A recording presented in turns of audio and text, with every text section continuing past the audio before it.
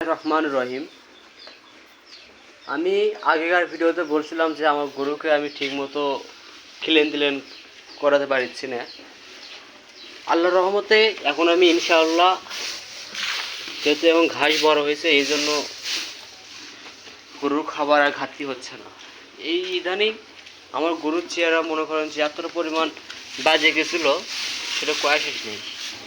তো পরে আমি ইনশাআল্লাহ ভালো খাবার দেওয়ার পর, গরু ঠিকমতো খাবার দিলেন করার পর এখন ইনশাআল্লাহ আমার গরুগুলো এখন ভালো মানের হচ্ছে ইনশাআল্লাহ।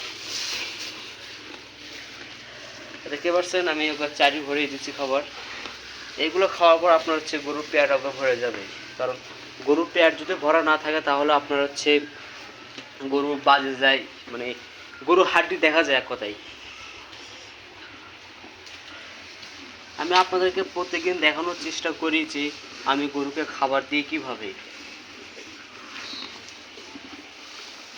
আমার আমার হচ্ছে গরুগুলোর হচ্ছে খিলেন দিলেনের মধ্যে কোনো সমস্যা হয়ে থাকে অবশ্যই আপনারা আমাকে জানাবেন।